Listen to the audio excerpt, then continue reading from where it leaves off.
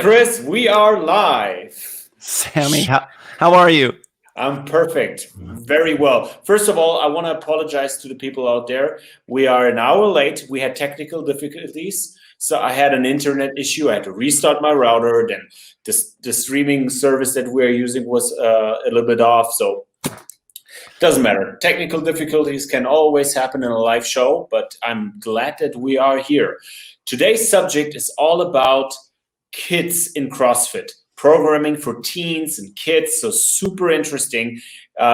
As many people of you know, is that Chris is very familiar within the space, coached a bunch of champions that you are, most of them you probably know by name. We'll touch on that later. But before we go into the subject of kids, let's talk about something big that is going to happen tonight in the adult section, different sport, MMA. Conor McGregor is fighting Dustin Poirier live in Abu Dhabi on UFC Fight Island. And since you, Chris, have so much experience within MMA, Brazilian Jiu-Jitsu, what do you think about the fight? Give us your hot take on this, just a couple of minutes. I was fascinated by the pre-fight interview and just the composure that Conor McGregor had. It's really interesting his personality changes as he is getting older.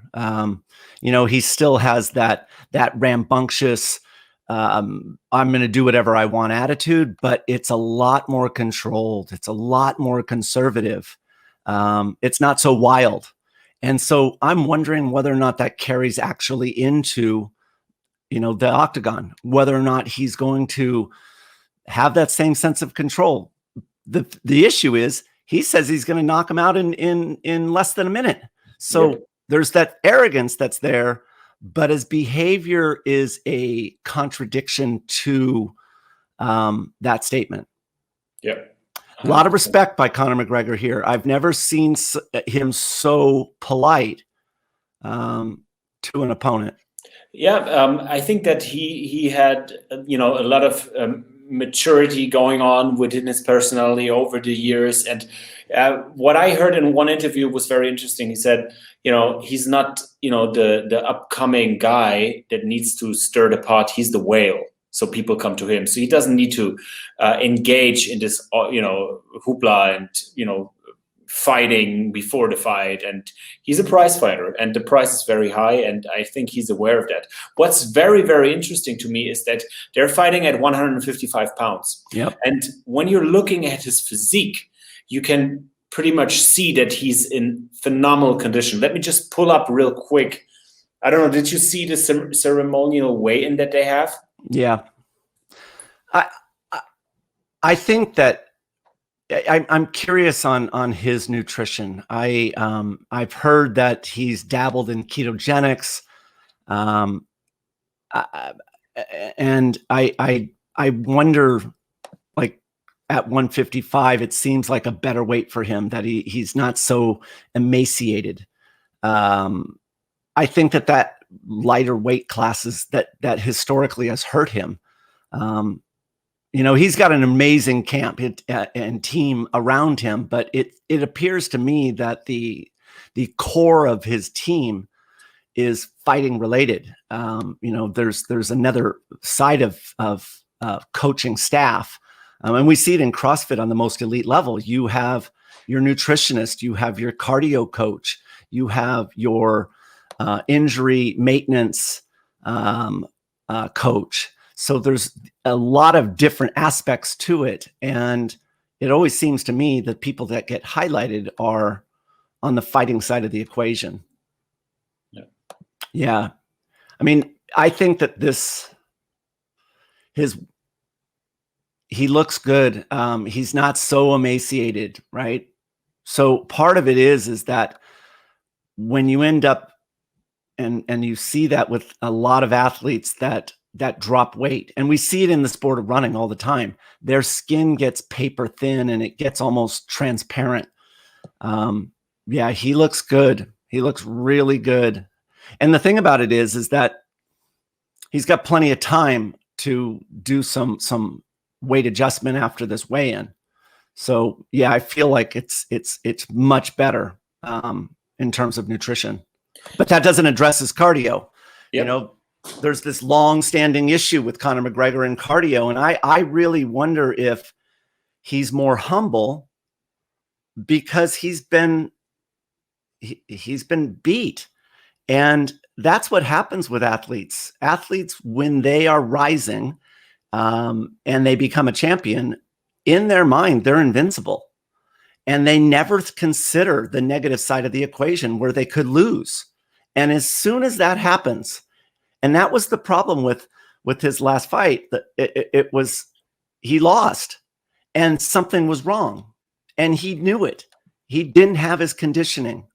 And so part of it is that negative thought takes root and it never goes away. And that ultimately leads to the downward spiral of a great athlete, is the negative thought propagates and you're no longer invincible. And so I wonder if that has something to do with his behavior, that he can't be so arrogant, that there are holes in the armor. It's just now we have to find out where to put the spear. They're there. And every athlete has one. Every athlete has weaknesses. The thing is that as they're rising, those weaknesses are hard to define and find. But once they get exposed, they propagate. So are you aware of his training program, his training protocol? You know, so part of it is that he's very secretive. It's interesting that you see Conor McGregor doing a variety of workouts. You know, he's got an online training program, a 12-week protocol. And I've seen people doing the workouts within there. They're all high intensity interval sessions when we look at cardio. And the thing is that Conor McGregor is a very explosive, fast twitch, dominant athlete. He's got a lot of power. And what they're doing is they're capitalizing on that power, right? They're doing short time domains. They're doing very high intensity workouts. They're focusing on speed endurance, strength endurance, which means that he has to attack early, establish his dominance, and win in that first round. If he doesn't, then he doesn't have a backup plan, because it appears that he doesn't focus on longer time domains. And so part of it is that I think that, and if you look at his record, most of them are first round wins. And if you want to take down Conor McGregor, the question would be, is that, you know what, do you let him fight himself out in that first round? Yeah, it's Nate Diaz. Nate Diaz was a perfect example. You go for it. I'm going to cover up. And then you know what? The deeper we go, the worse your position. It's so interesting that an athlete that is known for cardio issues comes up with a cardio online programming. It's almost like, you know, he wants to turn his weakness into his strengths, and obviously he's a sales machine, so he tries to take advantage of the opportunity, which you can only commend him for. But what's very interesting is I just pulled it up. So not to go into the nitty gritty of it, but they kind of like categorize their programming into zones. And I'm aware of that. You have to wear like a heart rate strap, which you see him wearing all the time. All the time. And I know that this is a more or less controversial subject for you. You always have an interesting point on that, right? Sometimes you are a fan of it, but you shouldn't rely on it completely. Just give us your quick take on that type of training. So when he's in the ring, right, when he's in the octagon, he doesn't have a heart watch on. He has nothing other than his own perception of intensity. And so what athletes must learn is that feel of when I'm in a non-sustainable pace, when I am going above my lactate threshold, when I need to slow down the cadence. Because here's the thing, he can't just look down at a watch. He can't look at any markers. You have to know. And so part of what he's doing is he's relying on this external piece of information that doesn't become available to him in the octagon. And that's a liability. And if we look at it and compare in the CrossFit space, what the heart watch is telling you is your level of intensity in the movement that you're doing. So if you're wearing a heart watch on a rower, it is telling you numbers that are based upon the muscles that are moving in the movement of rowing. It doesn't tell you about doing mixed modal work, for example, MMA fighting. And so part of it is that what he needs to do is he needs to develop a range of feel based upon the movements. The other thing, like Conor McGregor, you know, we talk about cardio, and it's a huge subject, and people talk about it in the space all the time. Most of what you're doing in the octagon is you're standing. And to me, without a doubt, the number one thing that he should be working on is longer time domains on his feet. That's what he should focus on. It's the greatest transference into his sport. And here's the kicker for him. When he is standing in the ring and fighting, what does his posture look like? How does he land on his feet? And does that match up with his running style? Meaning, if he's heel striking when he runs, which Conor McGregor does, he has a heel strike, then is that the ways he is fighting? So is that a direct transference into the octagon? And those are the things where I look and I feel that he's got some really solid opportunity. What he really should be doing is looking at the style or his form when he's on his feet in the octagon, and his dry land training needs to be more specific to that. That specificity of training is critical. If it's not specific to what you're doing, it's not applicable. And part of it is that if Conor McGregor is always heel striking when he runs, is that truly transferable? Is it? And it's not. The thing is he doesn't have unlimited time. And what we're looking for in any athlete is maximizing the value of their training in order to maximize adaptation. It would be much better for Conor to do workouts that are combining different things that are applicable in the sport. I would love to see if he wants to do high intensity intervals. I'll tell you what we're going to do, Conor. We're going to do a series of double under jumps, maybe 20 of them, drop the rope. And now what we're going to do is we're going to break you into an interval, a running interval. We're going to create the muscle memory of landing on the ball of your foot, which is your typical fight stance. And then what we're going to do is we're going to break you into a run after we've established that muscle memory. We're going to then reset and repeat those rounds. He also should be looking at, for example, you know, in boxing, he's got 2-minute round, let's say does 3-minute rounds, MMA 5-minute rounds. Then his protocol should be, if he's doing 5 rounds, 5 minutes with 1 minute of rest, that should be your training protocol. Your workouts, we're going to be targeting those types of things. It needs to be specific to it. So if he knows that he's going to have to do a total of 10 rounds, 2 minutes on, 1 minute off, that ultimately should be your training protocol. Now, he probably can't do it today, but the truth is that we ramp up to that, meaning we start with 3 rounds and then we graduate up to 4 rounds. But we always know at the tip of the spear, what we're targeting is the total of 10. And that's where we take you. He needs to create a multitude of weapons. And what I mean by that is weapons based upon time. What is his capacity at the full length if it goes the distance? And then develop capacity at everything else in between. There's no difference of training a Matt Fraser and developing his recovery speed all the way to his 10-second speed. He's got 13 gears based upon the time domain of the workout. And Conor is not in control of the time domain of the fight. He knows how long it could possibly go, but you need to prepare everything in between and develop maximal intensity for all time domains. And he's not, in my opinion, he's not prepared. He has to win in that first round.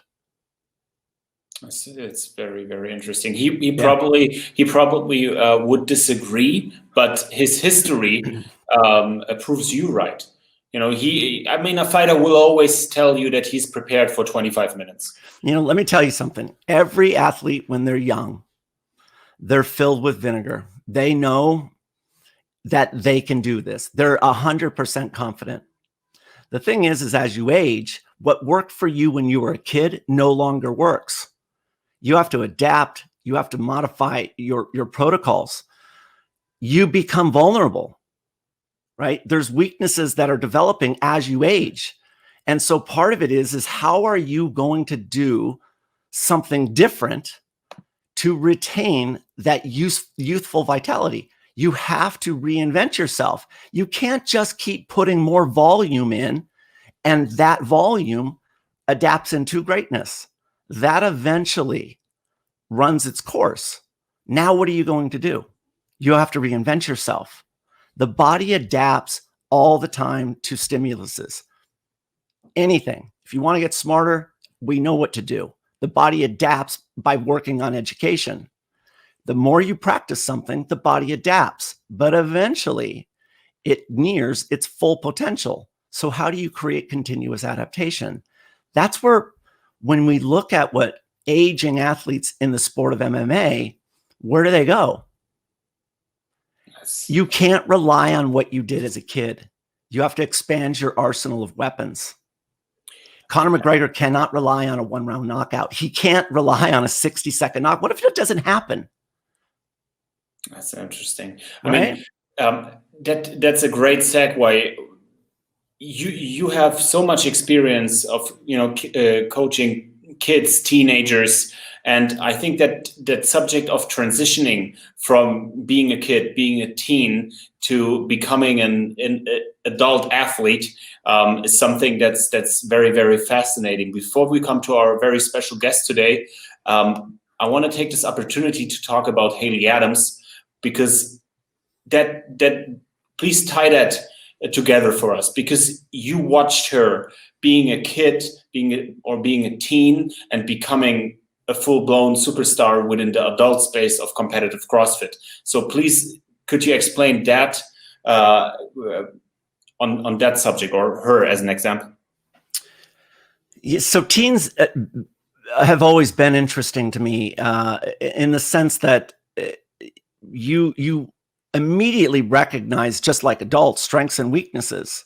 The problem is you cannot program workouts for a teen the same that you would do a mature adult, because their bodies are still growing. And, Haley Adams, without a doubt, when she was, 2 years ago, she was not as a sprinter. Her top end speed was it just wasn't there.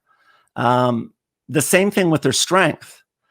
But the thing is that as an athlete is developing and maturing, their bodies change. So if you focused on Haley Adams' weaknesses when she was 14, 15, 16 years old, when she reaches full maturity, maybe those weaknesses actually weren't weaknesses. It just took time for her body to mature.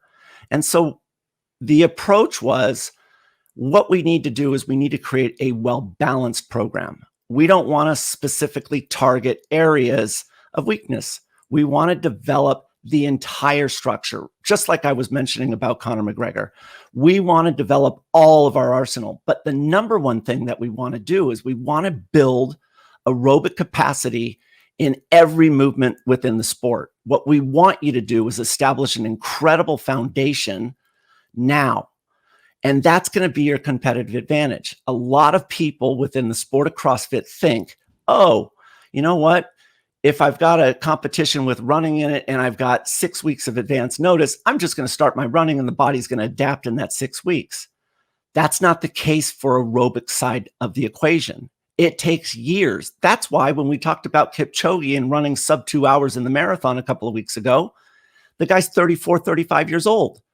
Your aerobic capacity, your lactate threshold, it takes years and years to optimize. That's why you see athletes continuously getting better as they age until they hit that master's turning point at the age of 35. Now we start to see a slide. And so what we want to do is we want to give you an advantage. Let's build your aerobic base. Let's improve your ability to recover. Let's strengthen your structure so that when you hit maturity, it could take the pounding and you stay injury-free. Longevity. Wow. Talking about, developing, talking about somebody who's far away from sliding, who's just, on her way up. Let's welcome Brooklynn Sittner and her dad, Corey, to the show. Hi. Hey, guys. Hey. Hello. What's up? How are you? Great. How are you? Good. So I met Brooklyn. We met in Madison in, when was that? 2019. And you were like walking down the street and I was with Haley. Was that right? Yeah. So what happened is, I know exactly what happened. It was like one of the best days of my life. So, I mean, it's led to a lot of other things. So we were coming back from the fitness center and I accidentally clicked floor 8 instead of 2, which was what we were staying on. So it stopped at 8 and me and my dad didn't even like realize it. And we were like, it was crazy because we were talking about like, it's crazy. Like we just like really like meeting the people. Like that's what like drives us every day. And as like the doors are closing, this guy like sprints through the doors. And I like didn't even see him. And then I looked up and it was Chris and I was like, oh my God, you just made my day. And then we kind of talked a little bit on the way down and he was like, oh, don't get off on your floor. I'm going to meet Haley. So that like me and Haley had like talked over Instagram and stuff, but like that was the first time I actually really got to meet her. So I took some photos with you there. That's right. Haley. And then I met you. I seen you again with Dave in the booth. Oh, that's right. We did that CrossFit thing. Yeah. Yep. Wonderful. So, Brooklynn, why don't you just tell the people that don't know you yet? I mean, you have a large following. A little bit about your background, what you're doing, what your goals are, and then we can talk about your working relationship with Chris. So I'm Brooklynn Sittner. I'm 13 years old. I'm a mainly CrossFitter who enjoys all things fitness. I'm currently the Youth Under 13 USA Youth National Champion for Olympic weightlifting in the 59 kilogram division. Currently, I'm just training every day to make the CrossFit Games because I want to make the CrossFit Games. That's a goal. But another goal of mine besides fitness is just to impact the world and change lives. Beautiful. So Sammy, Corey owns Yellowstone CrossFit, and he comes from a collegiate semi-pro rugby background and also was in MMA. We were just talking, Corey, about the Conor McGregor fight tonight. Yeah, I heard some of that. Yeah, I mean, one of the things that we talk about with Conor McGregor, there's always this question about his cardio, and as every athlete ages, they need to continuously reevaluate themselves and look at different weapons. And Conor McGregor, he said he's going to do a sub 60 second knockout tonight, and he's always depending on that. Every strategy he has is sub 60 seconds. And unfortunately, what Nate Diaz exposed was, if I could get you through the first round, I'm going to continue to improve my chances to win. So, that's why this conversation's interesting, because for a teen, it takes a lot of patience, right? Like Brooklynn, what's your goal? What do you want to do when you're older? My goal is to make the open women's division for the CrossFit Games when I'm 16 or 17 years old. So that's a target that's 3 years away. And so what always happens with anybody is that they want it immediately. And the thing is that it takes time to get there. Like, for example, I went for a run yesterday with Brooklynn, and one of the things that we were working on was her ability to pace. And what we're really driving at is ultimately, when she looks at a workout, to improve her ability to assess that workout. And the number one thing that you want to look at initially is the total time it takes in that workout, because that defines your intensity. So if you look at a workout and you say, oh, that's going to take me 1 minute, versus looking at another workout and say, that's going to take me 30 minutes, your pacing strategy is going to be different. So what we are doing is developing, how many gears are we going to develop on you, Brooklynn? 13. Yeah. So no matter what time domain shows up, she's going to know by feel how to attack it. You know, Corey, Sammy and I were talking about Conor McGregor. And one of the things that Conor McGregor, he wears in training all the time is a heart watch to help him translate his intensity.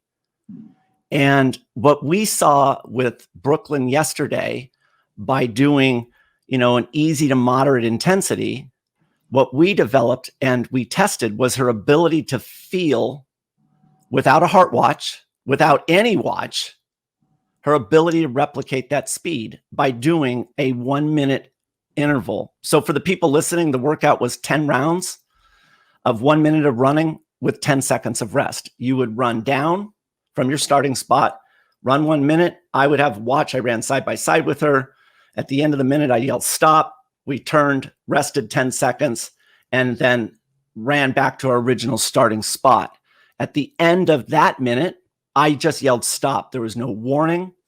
And if she matches her outspeed with her return speed, then she is pacing it perfectly. She doesn't, again, have a watch. So Brooklynn, how'd you do in that workout? How'd you do in that last one? When I yelled stop, how close were you to your starting spot?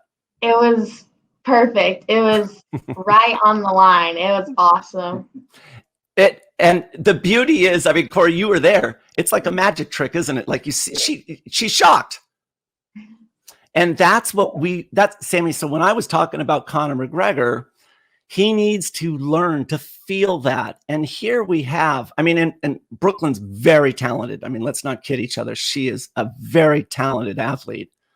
And so, and in tune with her body. So I would expect her ability on that to be better than the average person. But the thing is that imagine you are 1 minute down the street and you say to somebody, I'm going to run 1 minute and I'm going to land in a spot that's this big. And that's what she did. And that seems like it's an impossible task. But what we want to recognize is that's what we do in training. You practice, you work out through training and repetition, and you create efficiencies. You create motor memory. And so when Brooklynn says we're creating 13 different speeds, the thing is that she knows that if she has 13 different speeds or 13 different time domain intensities, no matter what time domain of a workout comes up, her body is going to recognize that intensity. And that's the difference with Conor McGregor. Conor McGregor only knows the first round intensity. How does he know what it's going to feel like in that if he has to go 5 rounds and he's 23 minutes in? And that's the difference with what Brooklynn's doing is she recognizes that right away. And so Brooklynn, when I said to you, I mean, so Brooklynn and I have we've been last 2 days nonstop, right? Yep. And so when I said to you, like, you know, are we going to target, you know, specific running speeds, like, or are we going to just focus on all of them equally and develop all of those? We said equally, right? Mm-hmm. And that's the key. You want an athlete that is coachable. And a lot of athletes, they have it in their own mind, this is what I need to do in order to win now. And they want to get to that goal right away. And that's the kiss of death.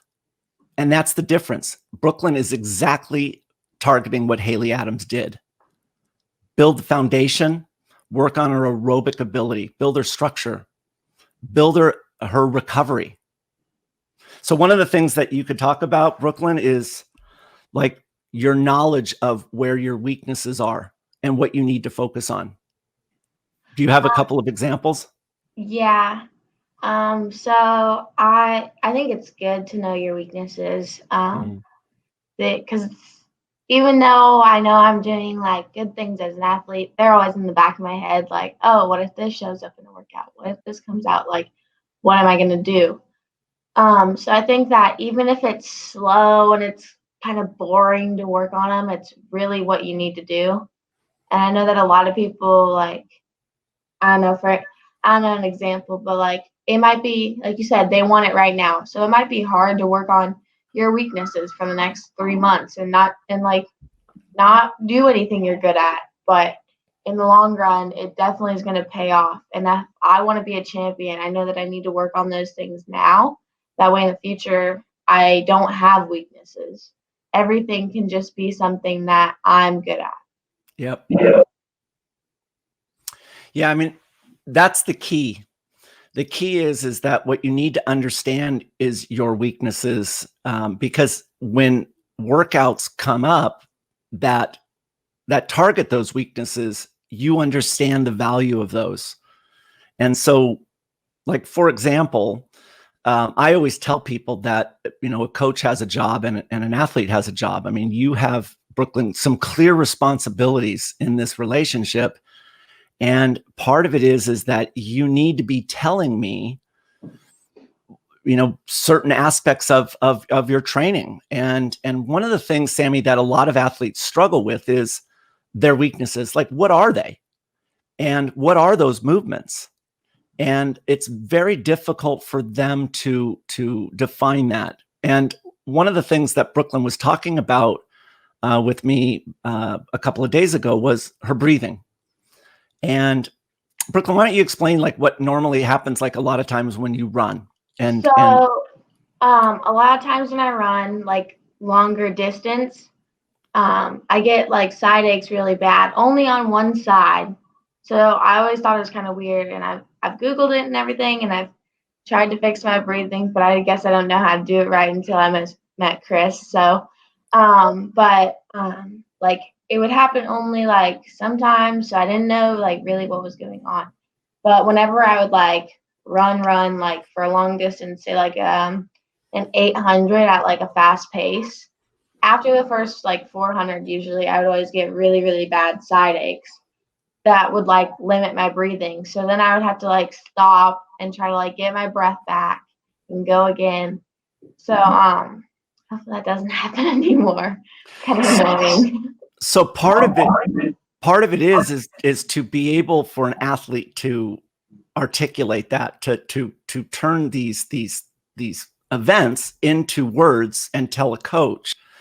And it's not that an athlete should understand what's going on, but they need to relay that, because that piece of information that she shared is really important.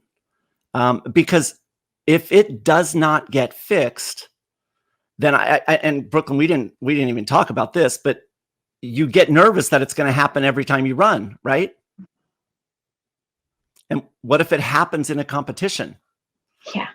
And so that's where athletes get like this. When we talk about negative thought developing, Brooklynn in the back of her mind is when she's running, this is going to happen.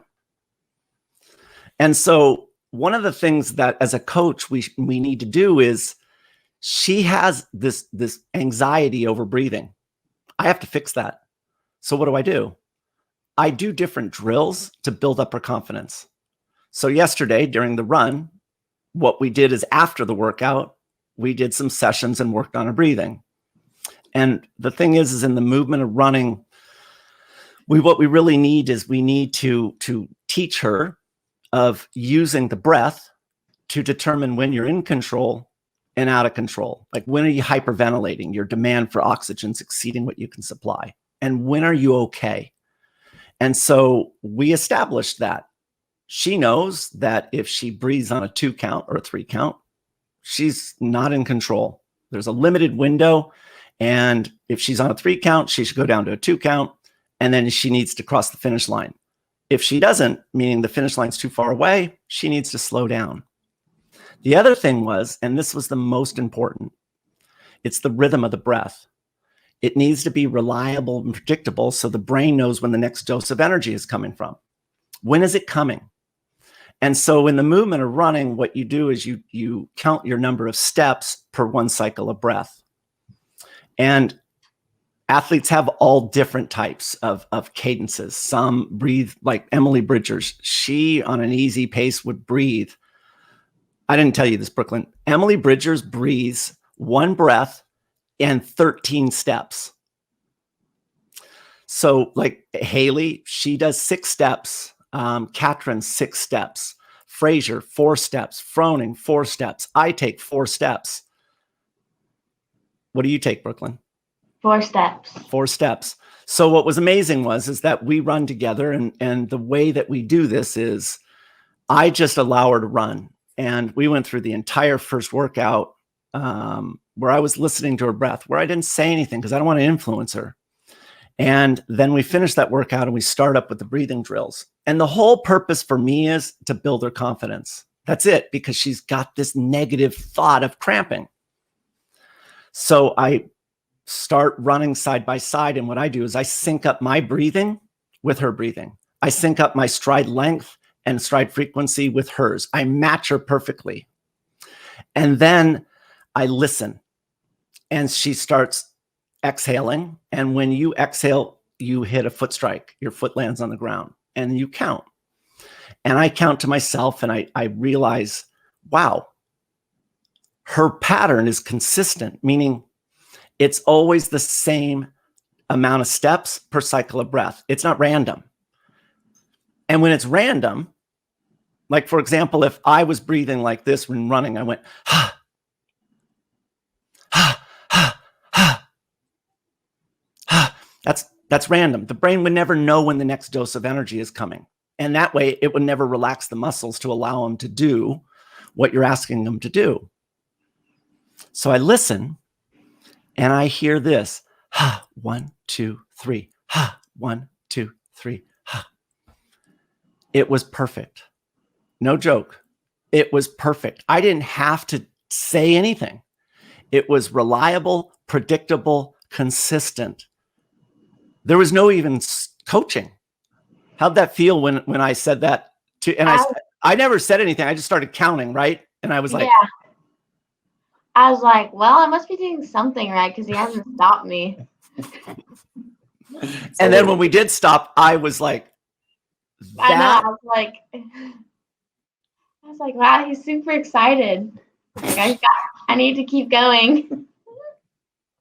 That's the thing, is that I part of it is, it's a value when somebody in authority says, that's amazing. But it's even more powerful. Like, for example, when you ran that 1 minute and finished in a spot this big, right? I didn't need to tell you were perfect. Mm-hmm. Because I told you what was perfect at the start of the workout. I said, you better do this 1 time. And you only had 5 tries. And you did it twice, right, in that workout. But I didn't need to say, good job, did I? You knew. You knew it was perfect. And that feels really good as an athlete when you actually accomplish something that you think's impossible, right? Question for Corey. Are you her head coach? Like, do you do the main programming, or what's the? Yeah. I don't know. I don't ever look at it as head coach or whatever. You are. Because I'm her dad too. So yeah, yeah, I do her programming and love on her and stuff.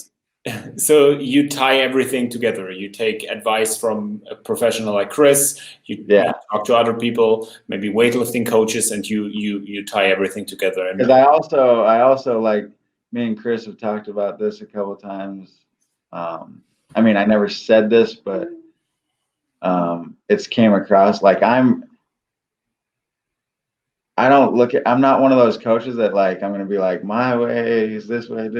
Like, I want to take all the best coaches and influences and give her every single piece of arsenal ammo that she can take. Like, if you're not doing that, you're just limiting yourself. But Corey's smart.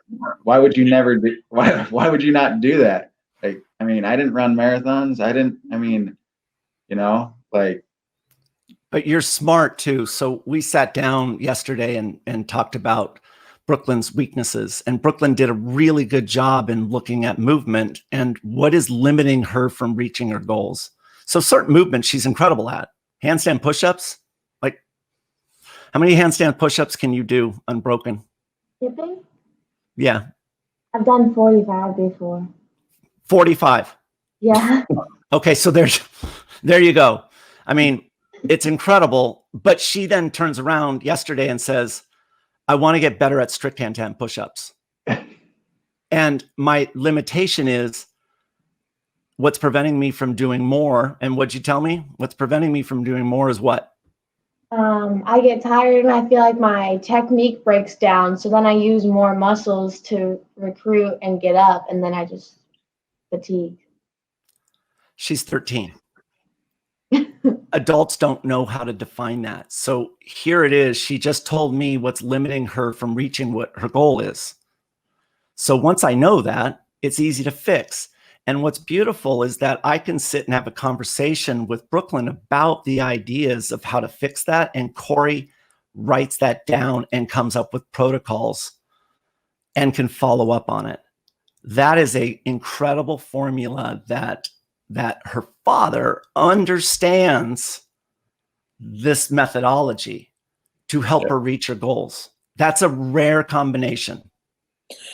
So that, yeah, it's a rare combination. It's the perfect combination. But how challenging is it to be a head coach and a father? It has its times, because I'm not like, people got to understand, like, the beauty is, I told Chris, like, people that don't really know, it's her. Like, at the end of the day, it's her. Like, Chris seen how much she'll do something, and then she just doesn't want to stop. She just wants to learn and do more and learn her body.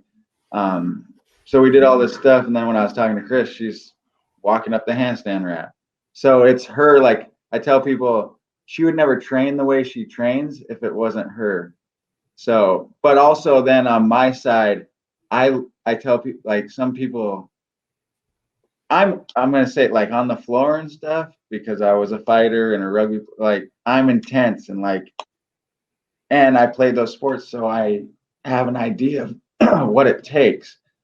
So if people think I'm hard on her when they see that, they don't really know me, because I love her so much and I know what her goals are, that, like, I'm not gonna let her slack. I know it's not like she goes, "Hey Dad, I want to go to the CrossFit gym and I want to be a fit individual and I want to, like, just stay in shape."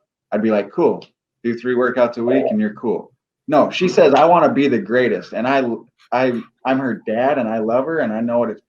So, like, what makes it hard? It just came to me. The thing is, like, it's an advantage for me, but I feel like she doesn't like it all the time. I know when she's pushing it to her potential, and I know when she's, like, in it and doing, and I know when she's not at that level. So I'll call her out on it, and she kind of gets upset sometimes. Like, I feel like sometimes there's times she's really good about it 90% of the time. I'm just saying, we're humans, and so the dynamic, I feel like sometimes she because I always tell her, even if you're on the floor and you do something that, like, whatever, disrespect or whatever you want to call, like, she doesn't do that much. I'm just saying, I tell her, at the end of the day, I'm going to parent you because I want you to be a good human over this athlete. You get what I'm saying? So the problem is, if I'm trying to coach and I have to step in and do a parenting thing, you know what I mean? I have to, like, put on a different cape. But you do an amazing job though, Corey. I think she, like, like, and everything, like, the older she's getting also, I mean, she's not even old yet, but the more we do it, the more she just understands it and everything, and is able to get way better at. And then all of this, like,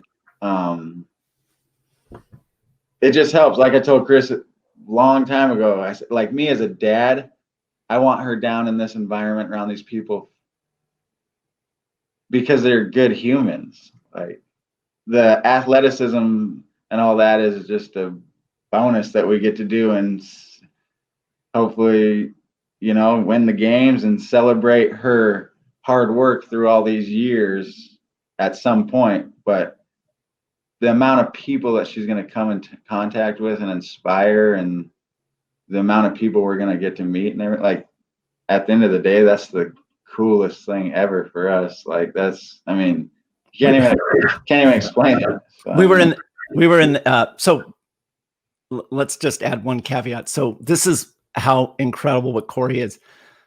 They live in Montana. They are in Cookeville, Tennessee right now. They hopped in a car and drove what, 27 hours? Yeah, it's something. I don't even know how far we're in now, but to do some one-on-one. Now, I always tell you, Sammy, and we talk about this all the time. You're being really humble to say to do some one-on-one. It's Yoda. Yeah. Some one-on-one, Chris. I'm Yoda. sorry. All right. So, I mean, it's incredible that you did that. It is. But so it's incredible. It's you're doing one-on-one. So we're sitting in CrossFit Mayhem, and we're not there very long. We're just having like the meet and greet conversation, and they're both facing me, and I can see in the middle of this conversation, they're both distracted. They're not even listening to me. Like they're in outer space. Who walked by? Who walked by? Rich Froning. And I could see it on Brooklyn's face. She's like, and she was like someone came in, you know, like something. And I turn around, and I mean, Sammy knows Rich really well, been to his house. And the thing is that, yeah, well, so, and the thing is that Rich he's a country boy and as nice as a man can ever be. And, came over and introduced himself, right, Brooklyn? Yeah. Yeah. Have you ever met him before? I met him at like a meet and greet thing at the road booth before, but nothing not at his gym, no, or anything like that. So what was great is that Rich, Sammy, he's like in the middle of it. He says, "Hey, you want a picture?" And so they're both like, so, and let's face it, you know, we love the sport too. And if you remove me from coaching Rich Froning, then I'm a fan and I would fumble around too. So it was kind of taken that Rich wanted a photo with them. And so it was like, where's the camera? And finally it was like, these guys, they're finally like, oh, here's our phone. Yeah. But yeah, Rich was pleasant as can be. And then Haley shows up. That's the thing about Mayhem is that there's a lot of activity in that gym. What is that gym like, Brooklyn, when you walked in? It's amazing. It's so cool. Like, it's really cool. I think like having open gym like all the time. That's amazing. But how about the amount of equipment that they have? Oh my gosh. It's like it's like dreaming. Like that's my Disneyland. Like do you I counted. There's 14 assault runners, 17 bike ergs, 12 ski ergs. I'm pretty sure there's like 15 rowers. There's over 20 GHDs. There's like 22 assault bike, echo bikes. And there's 60 wall balls. I counted the wall balls. There's like 60 wall balls. Sammy, isn't that interesting? I mean, that's passion. That's passion and that's attention to detail. And what that shows me is that you're aware of your surrounding, and that's pretty remarkable for a young athlete. It's incredible. And I, you know, I always say that you have to look at athletes and effort that they make. And you know, I often will get requests from athletes for help, and I'll spend a bunch of time writing something out, and I don't give them an entire package. What I want is an initial piece and expect results, feedback, something. And if I don't hear anything, there won't be any follow-up by me, zero, because it takes them to participate. That's their part. Yeah. And what always appeals to me is, you know, Brooklyn and Corey, they're always following up. As a matter of fact, they were on their way down and I hadn't yet confirmed. I mean, I said a long time ago, I'll be in town, but I didn't confirm exactly when. Yeah, I know this is gonna sound kind of like stalkery, but if he wasn't gonna answer the phone, I found his address and I was gonna show up at his house. Yeah, you should. That's how you get what you want. Right? That's awesome. That's awesome. Yeah. I mean, that's where, so for me, what is interesting is that I really value that Corey is involved. He's got a solid background. It's very well balanced. You know, and a lot of what we have talked about was like Brooklyn as a role model and for girls. And, you know, let's face it, you know, Haley Adams' story is well known that she was bullied in high school and they picked on her because she wanted to follow this passion of CrossFit. And because of that, she became stronger than all the boys. And it became so bad that she had to drop out of high school and go to school online. And she missed out on that high school experience because she loved the sport. And that happens with girls, and it's too bad. And you know, Brooklyn, one of the things that she has openly said is that she's got a voice. And if she continues to advance in the sport, that voice is going to become more powerful. And Corey, I got to tell you, you provide really good balance. And what you like about CrossFit is that there's good people, right? There's good people with honesty and integrity, good values, just to match up with yours. And I love that. You know, I don't know if you want to say anything about that, Brooklyn, but, you know, about, you know, your voice and, you know, something that you want to do long-term is, you know, helping other girls and helping them find fitness and building confidence. Yeah, I strongly believe that fitness has changed my life for the good. I know that a lot of girls maybe might not be super confident at my age because of bad things on social media or people at school picking on you and stuff like that. I know that fitness is really cool for me because I can look at myself in the mirror and be like, wow, I'm strong. Like, I don't need to listen to what these people are saying because I know I'm doing what I want to do. And I know that this is who I am. And when I look at myself in the mirror, I see beautiful. Like, it doesn't matter if it looks like I just rolled out of bed and my hair's all crazy and I don't have any, like, I know that I'm beautiful on the inside and the outside.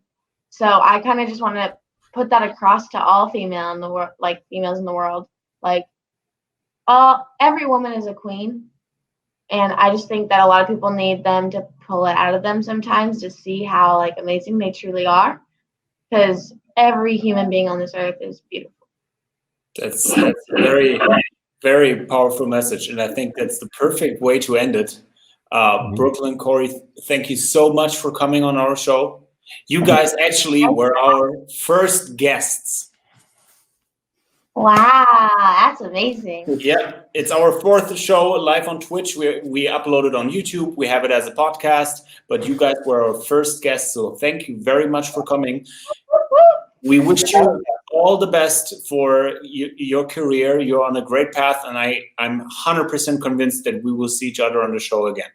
Thank you so much. Thanks, guys. I'll send a note to you in a little bit. All right, we'll figure out when to get to the gym. Thank you, Corey. All right, thanks, guys. All right, we'll see you. Bye. Wow. Right? That was cool. That was awesome. Yeah, I mean, it's hard to believe she is 13. She turns 14 in February, and you know, it's to me, it's interesting to get the perspective of when greatness is developing and to get that snapshot in time. And you don't see that type of attitude in adults. No. You don't. And it's because negative thought has propagated in so many different spaces that it becomes very difficult to untangle that and to build that confidence back up. And I think Corey's done a really good job in keeping her values in perspective. Yeah, 100%. Before we got 5 more minutes before we wrap this up, and we want to get to Q&A. If you could, summarize the biggest difference between coaching a kid athlete, a teen athlete, and an adult, just So your take on it. There's a couple of them that I could go down. So workouts don't have to be hard to be good. So that's hugely valuable. You don't ever want to give them too much too soon. So it takes patience on a coach's part. One of the things that you'll recognize right away is that if you put volume in onto a kid, because they're a kid, they recover quickly and they adapt quickly. Be careful of too much too soon. Also, you need to be really careful on overloading the spine. Doing too many back squats, deadlifts. They're too young. They need to allow their body to mature, and the spine can't take that heavy repetitive loading. Same thing with training to failure. You don't need to push a teen to failure. You don't. What you're trying to do is build their coordination, build their efficiency, build time. So be careful of pushing them to the end, because what will happen with the teen is a teen's going to recognize if they're being pushed to failure every single time, what they'll do is they'll then back off on the workout and they'll lose the targeted stimulus. They will realize what you're doing. And what they'll do is they'll play the game. So those core things, what we really need to be doing is focusing on those. There are no quick fixes for teen athletes because we don't want to target a fix on a particular item. What we need to do is think long-term. So no, just like, immediate, like we're going to do a crash training program to fix this particular area.